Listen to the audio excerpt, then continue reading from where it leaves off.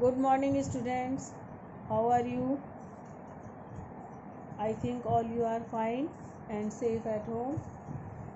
Today, yesterday we discussed on the topic national challenges to national building after independence. So today we start the short type of question answers in which first question, what kinds of difficulties were involved in the process of partition. So बेटा सबसे बेटा यही है कि सबसे जो main problem थी after independence वो क्या फेस करी इंडियंस ने, वो फेस करी थी पार्टीशन की। ठीक है, इंडिया का जो पार्टीशन किया ब्रिटिशर्स ने, वो क्या कहा उन्होंने, टू नेशन थ्योरी, है ना। मैंने कल आपको जब चैप्टर पढ़ाया था तो उन्होंने बोला था कि जब इंडिपेंडेंट होगी तो दो राष्ट्र बनेंगे, एक हिंदू और एक मुस्लिम। डिवाइड एंड रूल की पॉलिसी को फॉलो करते हुए उन्होंने ये किया। Area of Muslim majority. So बेटा इसमें क्या है, एरिया, अब क्या क्या डिफ़िकल्टीज इसमें प्रोसेस में आई। Area of Muslim majority were not clearly delineated as the compromise. Pakistan was to have two zones, west and east, separated by the long expanse of Indian territory. अब क्या हुआ, एक तो बेटा जो इसका जो पार्टीशन था वो नेचुरल नहीं था, क्योंकि जो मुस्लिम डोमिनेटेड एरिया थे, मैंने आपको बताया, एक पंजाब जो हमारा पाकिस्तान में चला गया आधा पंजाब, और एक बंगाल जो 1905 में पहले ब्रिटिशर्स ने क्या किया था, क्या डिवाइड एंड रूल पॉलिसी को करते हुए हिंदू और मुस्लिम के अकॉर्डिंग टू पार्ट्स में डिवाइड किया था, east Bengal and west Bengal. तो वेस्ट वाला जो है वो इंडिया में रह गया और ईस्टर्न जो है वो पाकिस्तान में चला गया, जो बाद में जाकर 71 में बांग्लादेश बना। ठीक है, तो ये क्लियरिटी नहीं थी इनके, है ना, मेजॉरिटी किस एरिया में है। फिर है opposition of two nation theory with Muslim region in community, example opposition by Khan Abdul Ghaffar Khan. जो टू नेशन थ्योरी थी उसका अपोज कुछ मुस्लिम लीडर ही कर रहे थे, जैसे कि खान अब्दुल गफ्फार खान। और फिर है बेटा एक है verification of central area like Punjab and Bengal were very difficult and ये जो इनका वेरिफिकेशन करना था पंजाब और बंगाल का, ये बहुत ज़्यादा प्रॉब्लम थी, इसमें बहुत ज़्यादा डिफ़िकल्टीज थी। Problem of minorities on both sides. Minorities had to leave at very short notice during the sense of violence.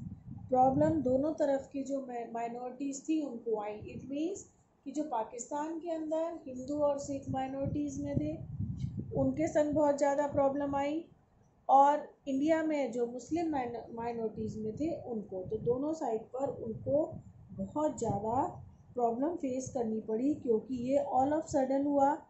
इसमें किसी को भी प्लान नहीं था, ये इसमें किसी को भी कुछ प्लानिंग करने का मौका नहीं मिला, जिसकी वजह से ये जो है इसका जो प्रोसेस था वो बहुत डिफ़िकल्ट रहा और ये बड़ा पेनफुल था।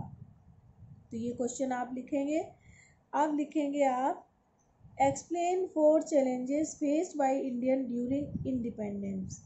इंडियंस ने क्या क्या चैलेंजेस जो हैं वो फेस करे ड्यूरिंग इंडिपेंडेंस।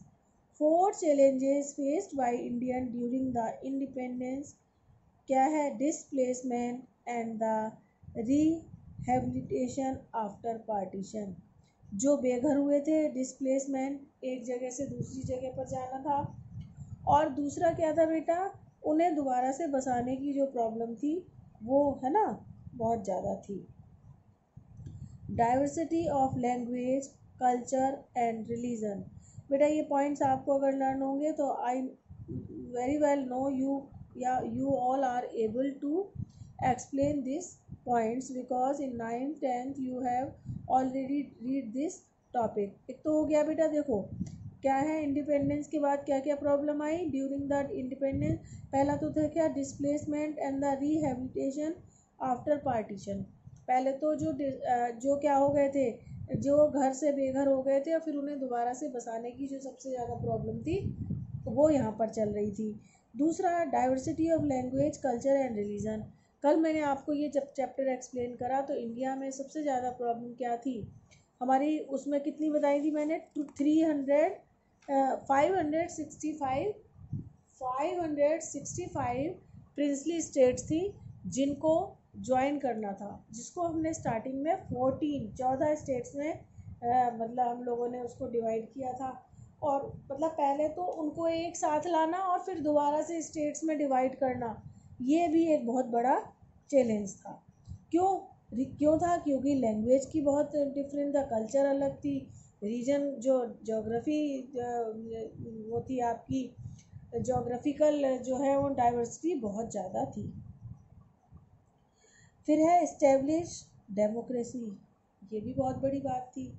इंडिया ने 200 साल की ऑलमोस्ट 200 ईयर तो हम ब्रिटिशर्स के गुलाम रहे उससे है, तो हम लोगों को जो डेमोक्रेसी है ना उसका आइडिया नहीं था। और यहाँ पर डेमोक्रेसी को जो है इस्टेब्लिश करना, क्योंकि हमने कभी अपना जो है इतने साल से गुलाम रहे, हमें नहीं पता था कि हम किस तरह से अपने कंट्री को चलाएंगे। इट मीन्स पीपल्स भी एजुकेटेड नहीं थे, लिटरेसी रेट भी बहुत डाउन था, तो इंडिया में उस टाइम डेमोक्रेसी को इस्टेब्लिश करना भी एक बहुत। Formulate policy for economic development and the era है ना, and the deduction of poverty. एक था क्या कि इकोनॉमिक डेवलपमेंट कैसे हो, क्योंकि जो ब्रिटिशर्स थे वो हमारे रिसोर्सेज को ऑलरेडी एग्जॉस्ट कर चुके थे। इंडियन पार्टीशन के बाद हमने बहुत सारा अपना एरिया भी खोया, एज वेल एज हमने क्या किया, हमको बहुत सारा पैसा भी जो है नया राष्ट्र पाकिस्तान बना था उसको देना पड़ा। और फिर बहुत सारा किस तरह से हम लोग अपना इकोनॉमिक रिफॉर्म करें और पावर्टी को, गरीबी को किस तरह से हम दूर करें, जिससे कि इंडिया एक जो है अच्छा जो है नेशन बन सके। नेक्स्ट है आपका, नेक्स्ट क्वेश्चन है बेटा, ये आप ध्यान से पढ़िए और आप चाहें तो इसको नोट भी कर सकते हैं अपनी बुक के अंदर। अपनी नोटबुक के अंदर ये क्वेश्चंस जो हैं आप नोट कर लें। Describe the reorganisation of state. It means कि जो 585 प्रिंसली स्टेट थी उससे हम लोगों ने 14 स्टेट बनाई है ना, पहले तो उनको ज्वाइन किया, अब किस तरह से उन्हें रीअरेंज करें, ये प्रॉब्लम है ना। तो after independence India has huge challenge of reorganisation of state. Initially it was a recognised state on the basis of language, है ना, पहले स्टार्टिंग में हम लोगों ने लैंग्वेज के बेस पर जो है स्टेट को रिकॉग्नाइज किया, but later on the decision was postponed due to the disruption and disintegration of the country, for the fear of the disintegration of country। But फिर उसको पोस्टपोन कर दिया गया क्योंकि उससे क्या था, कंट्री के डिसइंटीग्रेशन की जो है जो पॉसिबिलिटी है वो लग रही थी। Protest begin to the Telugu speaking area of the old Madras provision who were demanded for creation of Andhra Pradesh। Finally, the Prime Minister announced the formation of separate Andhra state in December 1952। क्या हुआ बेटा, अब वहाँ पर ना protest होने शुरू हो गए थे। आपके जो आपके मैप के लोअर पार्ट से, वहाँ उसे हम साउथ बोलते हैं, साउथ के अंदर बेटा तमिलनाडु तेलुगु एरियाज़ में आंध्र प्रदेश की डिमांड जो है वो शुरू हो गई थी, ठीक है। तो फाइनली प्राइम मिनिस्टर जो थे उस टाइम के, उन्होंने 1952 में उनकी डिमांड को मानते हुए आंध्र प्रदेश जो है वो एक न्यू स्टेट जो है वो डिक्लेयर करी। Thereafter state of Kerala, Punjab, Gujarat, Maharashtra, Haryana and Himachal Pradesh were created on the basis of language. उसके बाद क्या हुआ बेटा, फिर केरला, पंजाब, गुजरात, महाराष्ट्र, हरियाणा एंड हिमाचल प्रदेश, ये जो है ये बाद में इतनी सारी स्टेट जो है और बनी। तो कितनी हो गई, आंध्र प्रदेश है ना, 15, 16, 17, 18, 19, 20, 21 स्टेट हो गई। But in the later year state like Jharkhand, Chhattisgarh, Uttarakhand were create on the basis of regional culture and development of regional imbalanced. क्या हुआ, अब जो है लैंग्वेज के बेस पर ये जो है आगे जाकर फिर हम देखेंगे कि किस तरह से बिहार में से झारखंड, मध्य प्रदेश में से छत्तीसगढ़, यूपी में से उत्तराखंड, ये जो न्यू स्टेट्स हैं वो बनी। इसी तरह बेटा जो हिमाचल एंड हरियाणा है ये पहले पंजाब का ही पार्ट होते थे, और बाद में और आप देखोगे कि आंध्र प्रदेश में से तेलंगाना है ना ये बन गया। और अभी अभी रिसेंटली कश्मीर, जम्मू कश्मीर जो है वो है ना, उसको भी आपने डिवीज़न उसका देखा है किस तरह से वो यूनियन टेरिटरी जो है वो बन गई हैं। तो इस तरह से ये स्टेट जो है वो इंडिया की वो होती रहती हैं। ठीक है, now next question, describe the Nehru proposal for nation building. All colonized countries adopt political and the administrative system of the colonial country of their ruler. India was no uh, exception to it. After the independence, under the able leadership of its first Prime Minister of India, began the process of nation building. Pandit Nehru, during the visit USSR 1927, was deeply inspired by the development model of Soviet Union. uh, from the initial days independence, he all wanted to establish Indian society on the principle of socialism and secularism. जो हमारे first prime minister थे उन्होंने 1927 में Russia की visit करी। और बेटा Russia में 1917 में क्या हुआ था, रशियन रेवोल्यूशन हुआ था, जिसके बाद वहाँ पर जो है प्रोग्रेस करी किसने, रशिया ने बहुत ज़्यादा। तो वो उससे बहुत ज़्यादा इंस्पायर्ड थे और शुरू में जो उन्होंने सोशलिज़म है ना, सोशलिज़म मतलब इक्वलिटी इन सोसाइटी, और secularism it means no religion of nation. Thus, the goal of planned economy was initiated with the acute onset of industrialization on the large scale, जिसकी वजह से फिर हमने इंडस्ट्रियलाइजेशन को लार्ज स्केल पर यहाँ पे प्लान किया। Development of science and technology and strengthening the parliamentary democracy.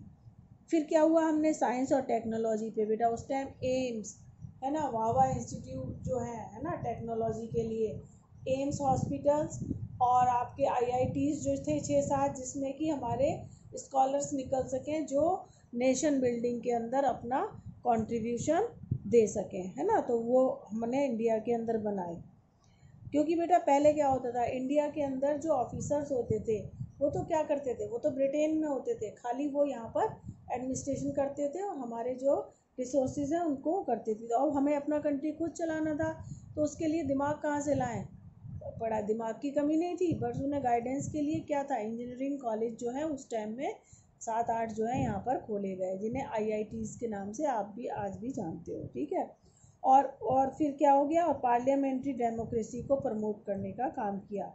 On the basis of socialism and secularism, it way to let the foundation of developing nation in and the position of Congress as founded the non-aligned movement, he entered he earned India a place on a global political stage. फिर क्या हुआ कि कांग्रेस की जो है ना एक क्या था, एक डेवलपिंग नेशन के अंदर पोजीशन के अंदर लाने के लिए क्या हुआ कि उन्होंने नॉन अलाइंड मूवमेंट की फाउंडेशन रखी, जो बेटा मैंने आपको फर्स्ट चैप्टर के अंदर पढ़ाया कि जो सेकेंड वर्ल्ड वॉर के बाद जो जो वर्ल्ड है पूरा वो टू पार्ट्स में डिवाइड हुआ, बट इंडिया और बहुत सारे न्यूली इंडिपेंडेंट कंट्रीज़ ने ये डिसाइड किया कि ना तो हम उधर जाएंगे और ना ही हम रशिया के मतलब ईस्टर्न वर्ल्ड को ज्वाइन करेंगे, ना ही वेस्टर्न वर्ल्ड को। और एक नया जो नई एक जो बनी है ना थर्ड अलाइन बना जिसे नॉन अलाइंड मूवमेंट का, उसकी लीडरशिप जो है नेहरू जी ने करी, पंडित नेहरू ने करी। और इस तरह से इंडिया को इंटरनेशनल स्टेज के ऊपर एक जगह मिल गई, ठीक है, एक नई पावर के रूप में इंडिया जो है वो आया। He guided India towards development on the basis of secularism, welfare and non-alignment. This was the popularly known the Nehruvian model of nation building. ये सब जो है उस टाइम की हिस्ट्री में नेहरू की नेशन बिल्डिंग के नाम से जाना गया। Now the next question, describe the role of Sardar Patel in the integration of princely state into Indian state. ठीक है, अब आप लोग रोल डिसाइड करिए किसका, नेहरू जी पटेल जी का, जिन्हें हम आयरन मैन के नाम से जानते हैं। तो उनका इंडिया के जो बेटे ये बहुत बड़ा, क्योंकि आपको मैंने अभी चैलेंजेस बताए कि प्रिंसली स्टेट को ऑर्गेनाइज करना और फिर उन्हें स्टेट के अंदर रीऑर्गेनाइज करना, ये एक 3-4 चैलेंजेस में से एक बहुत बड़े चैलेंजेस में था। क्योंकि जब ब्रिटिशर्स इंडिया से गए थे तो उन्होंने ये एक फुली मतलब कह दिया था या तो आप इंडिया में रह सकते हो या पाकिस्तान में जा सकते हो या कोई भी प्रिंसली स्टेट जो है वो इंडिपेंडेंट भी रह सकती है। ठीक है, सो ये बहुत बड़ा चैलेंज था और इसके क्रिएशन में हमारे first home minister Sardar Vallabh भाई पटेल की बहुत ज़्यादा इसमें कंट्रीब्यूशन रहा, इसीलिए हम उन्हें आयरन मैन के नाम से जानते हैं। As the Deputy Prime Minister and the first Home Minister of India, he considered integration of 565 princely states into Indian Union as his primary responsibility.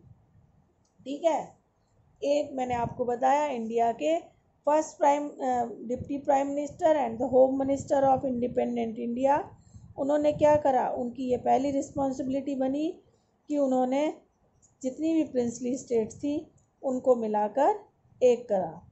It may look easy now, ये आज की date में हमें बहुत easy लगता है, but उस time ये बहुत डिफ़िकल्ट टास्क था। But it was a very complicated task which required skillful leadership. He awoke patriotic spirit to get the significance of the instrument of accession, which means the state agree to become the part of the Union India. Accession of princely state of Junagadh, Hyderabad, Kashmir and Manipur proved more difficult than rest. बेटा mostly जो states थी वो India के संग easily जो है मर्ज हो गई, उन्होंने कोई बहुत ज़्यादा प्रॉब्लम उसके अंदर मतलब वो लोग विलिंगली इंडिया के साथ आ गए। बट ये कुछ स्टेट थी जैसे जूनागढ़, हैदराबाद, कश्मीर, मणिपुर, इनको साथ लाने में पटेल को थोड़ी दिक्कत हुई। With the diplomatic skill successfully integrated these states into Indian Union. But diplomacy, बेटा यही तो एक डिप्लोमेसी राजनीति, अपनी बातों में मतलब इतना नेगोशिएशन करने की जो पावर होती है वो सरदार वल्लभ भाई पटेल ने अपनी उस नेगोशिएशन स्किल को वहाँ पर दिखाया, अपनी डिप्लोमेसी को वहाँ पर शो करते हुए क्या किया उन्होंने, ये करके दिखाया और उन्होंने सक्सेसफुली इंडिया में उनका इंटीग्रेशन किया और इंडिया को यूनिटी में एक अच्छा रोल प्ले किया। ठीक है। Now what was the task of the state reorganization commission?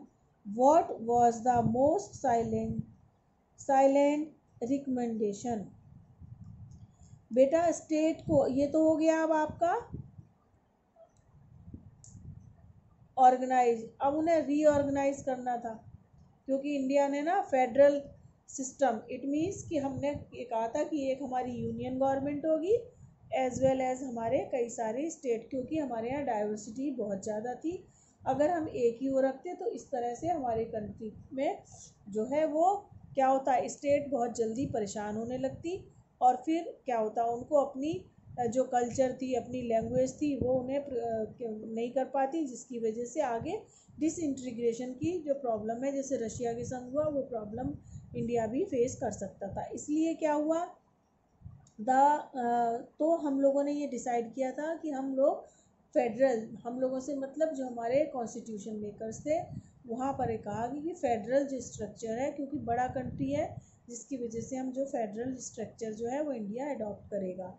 तो बेटा इन प्रिंसली स्टेट्स को एक करना और फिर दोबारा से उन्हें अपनी न्यू स्टेट्स के अंदर डिवाइड करना। ठीक है। The formation of Andhra spurred the struggle on the other part of the country to making of other states the linguistic basis. These struggles forced the central government into uh, appointing the State Recognition Commission in 1953 to look into a question redrawing the boundaries of state. The Commission, in its report, expected that the boundaries of the state should be reflect the boundary of different languages. On the basis of report, State Recommendation Act passed in 1956. This led to the creation of 14 states into 6 union territory. फिर क्या हुआ कि वहाँ पर एक state recommendation commission जो है वो अपॉइंट करा गया। स्टार्टिंग में बेटा लिंग्विस्टिक बेस पर हम लोगों ने डिवाइड करी, बट फिर उससे ये लग रहा था कि जो कंट्री है वो डिसइंटीग्रेट हो जाएगा।